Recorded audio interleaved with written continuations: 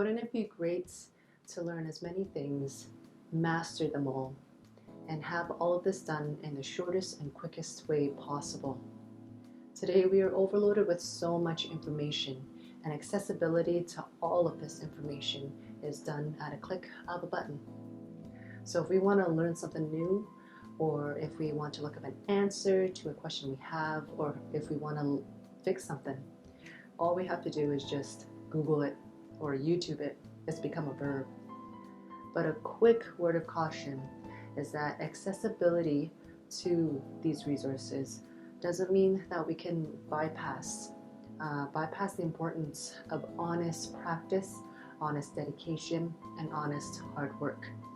Because the last time I checked, most of us, I know for myself, I can't learn through osmosis.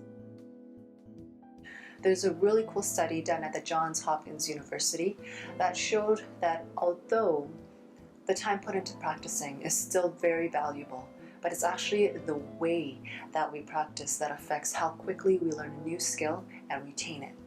So today I want to show how to learn a new song on a piano using a process that they have called reconsolidation.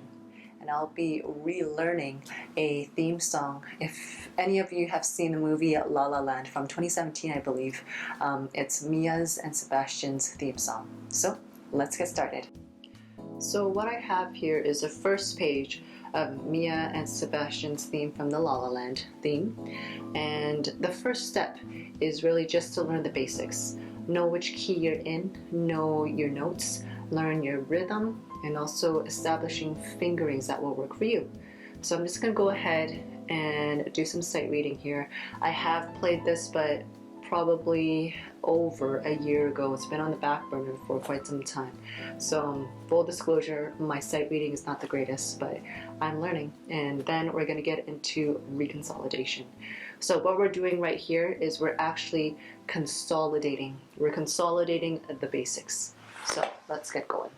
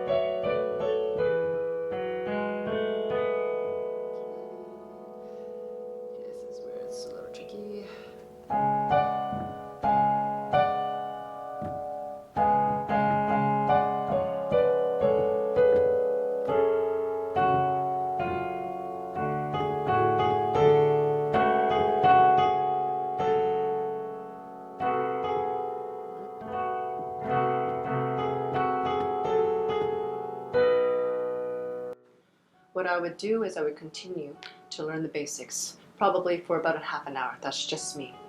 So I'm going to continue learning the notes, the rhythm, and the fingerings until I feel like I have a bit of a hold. Now, the way that I practiced back in the day, through repetition, through doing things over and over again, through consistency, we should find ourselves progressing and getting better.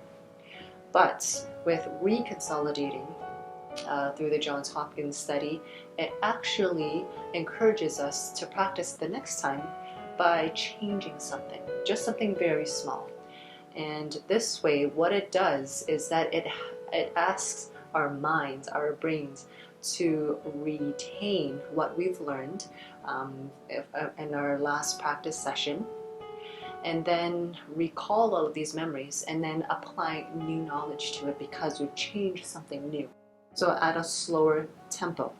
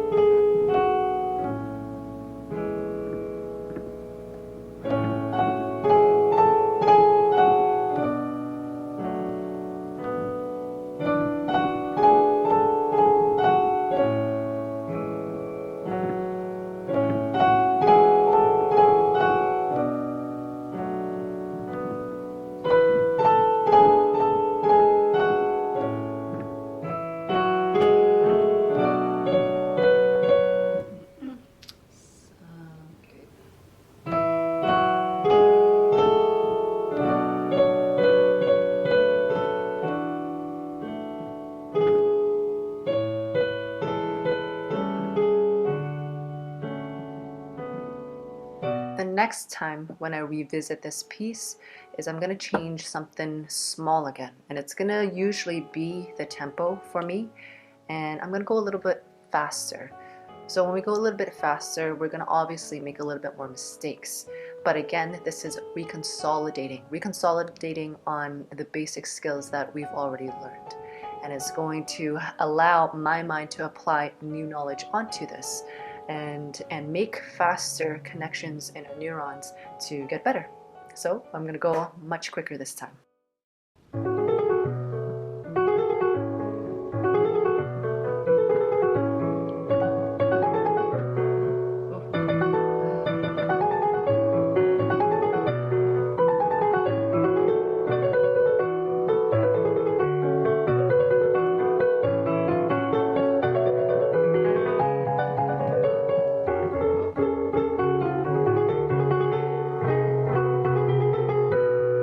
So the next thing that we're going to change up for me is that we're going to zone in on the problem areas. Just from practicing slowly and quickly, I can pinpoint exactly which places that I'm going to zone in on and just practice. And it is, the first one is the consecutive octaves. I haven't practiced consecutive octaves in a long time, so that's why I'm super rusty. But I'm just going to go straight to that part.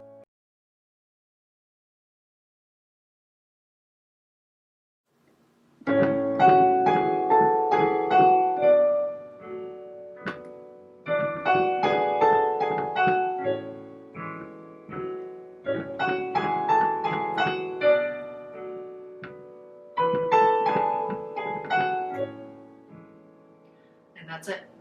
I'm not going to go any further. I'm just going to go back to that place there again.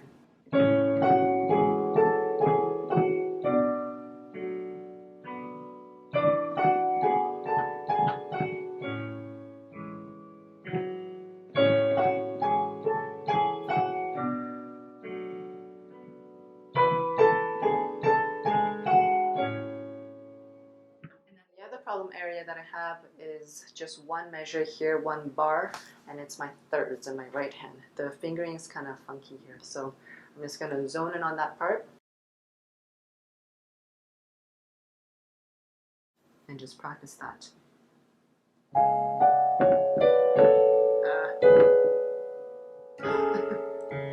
That's yucky, I don't like it.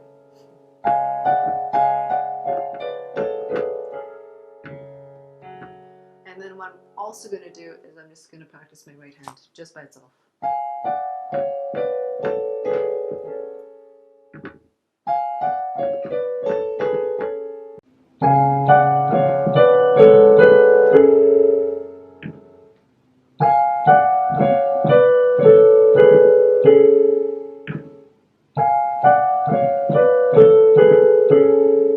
And that's it. I'm not going to go from the beginning to the end, because if we've zoned in on the harder parts, because everything else I feel comfortable with, a little bit more comfortable than these parts. And then the next time when I sit down, the study does encourage for you to practice in a different environment, change up the conditions a little bit. And the purpose of that, for example, is I would probably go to a studio that has a piano and practice the same way here.